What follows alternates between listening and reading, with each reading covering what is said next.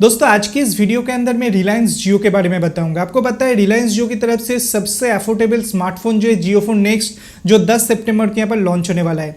लेकिन जियोफोन सीरीज के जियोफोन 1 जो स्मार्ट फीचर फोन है वो अभी तक चल रहा है और जियोफोन के अंदर सबसे बेहतरीन जो चीज़ है आपको KaiOS, क्योंकि ये जो ऑपरेटिंग सिस्टम है काई ऑपरेटिंग सिस्टम है, ये एक ऐसा ऑपरेटिंग सिस्टम है जहाँ पर आपको हर एक स्मार्ट फीचर्स देखने के लिए मिल जाते हैं। गूगल के बहुत सारे फीचर्स जो आपको इनबिल्ट यहाँ पर दिया जाता है, उसी के साथ साथ आपको व्हाट्सएप फेसबुक यूज़ करने का भी सुविधा यहाँ पर मिल जाती है। मतलब KaiOS जो one of the best OS है अगर मैं एंट्री लेवल स्मार्टफोन या फीचर फोन की बात करता हूँ। अभी जियो फोन को देखकर बहुत सारे ऐसे कंपनीज है जो अपने मोबाइल फोन के अंदर KaiOS को यहाँ पर डाल रहा है, लेकिन ये KaiOS के लिए कुछ खराब खबर जो वो हमारे सामने निकल के आ रहे हैं। तो अगर आप एक जियो फोन के यूजर्स है तो प्लीज़ वीडियो को आखिरी तक देखिए, क्योंकि इस वीडियो के अंदर में जियो फोन के अंदर कुछ फीचर्स को जियो की तरफ से बंद कर दिया जाएगा, जिसके बारे में इस वीडियो के अंदर मैं आपको बताऊंगा। तो आइए वीडियो को शुरू करते हैं। आशा करते हैं वीडियो जो आपको बहुत ही पसंद आएंगे।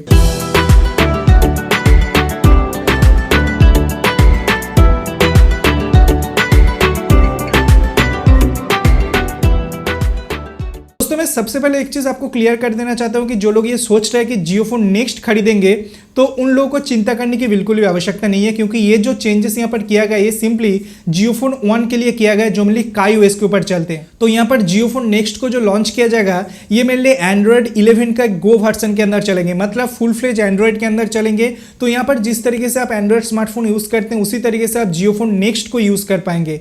लेकिन जो लोग मेनली जियोफोन यूज़ करते हैं या कोई ऐसा डिवाइस यूज़ करते हैं जहाँ पर KaiOS चलते हैं, उन लोगों को यहाँ पर दिक्कत आ सकते हैं। दोस्तों किस तरीके का फीचर्स, दोस्तों आपको पता है जियोफोन के अंदर आपको गूगल असिस्टेंट का फीचर्स यहाँ पर मिल जाते हैं। अभी गूगल असिस्टेंट के अंदर जब भी आप एक्टिवेट करेंगे तो आप अपने वॉइस की मदद से किसी को कॉल या SMS सेंड कर सकते थे। ये हर एक जगह के अंदर होते हैं। अगर आप एक एंड्रॉयड मोबाइल फोन यूज़ करते हैं तो एंड्रॉयड के अंदर भी आपको गूगल असिस्टेंट देखने के लिए मिलेंगे, और अगर आप एक जियो फोन यूज़ करते हैं तो जियो फोन के अंदर भी आपको गूगल असिस्टेंट देखने के लिए मिलेंगे। और वहाँ पर ये पर्टिकुलर फीचर्स को भी दिया हुआ है जहाँ पर मेनली आप अपने वॉइस की मदद से जियो फोन के अंदर आप हर एक काम जो वर्क कर सकते हैं, हर एक चीज़ जो आप यहाँ पर कर सकते हैं। वॉइस की मदद से आप मेनली कॉमेंट दे सकते हैं, किसी को कॉल चले जाते हैं, किसी को SMS चले जाते हैं। लेकिन गूगल की तरफ से जियो फोन के जो KaiOS है उस KaiOS के लिए एंड गूगल असिस्टेंट को तो एक्टिवेट रखा जाएगा, लेकिन असिस्टेंट की मदद से किसी को आप कॉल या SMS अगर भेजना चाहते हैं तो वो नहीं भेज सकते हैं। लेकिन अच्छी बात यह है कि आप मैनुअली जाकर किसी को कॉल या SMS कर सकते हैं, कोई प्रॉब्लम नहीं है। आप मेनली जो बटन है उस बटन की मदद से कर सकते हैं, कोई प्रॉब्लम नहीं है। लेकिन गूगल असिस्टेंट को यूज करके इसके बाद आप किसी को ना वॉइस सेंड कर सकते ना आप SMS यहाँ पर सेंड कर सकते हैं। दोस्तों गूगल की तरफ से इस फीचर्स को क्यों यहाँ पर ड्रॉप किया गया इसे पता नहीं, लेकिन नोकिया जो है वो सबसे पहले इस चीज़ को दिया गया और 9to5google.com की तरफ से इस चीज़ को भी यहाँ पर कॉन्फर्म किया गया है कि मेनली गूगल की तरफ से जियो फोन यूजर्स के लिए ये पर्टिकुलर फीचर्स को ड्रॉप किया जा रहा है।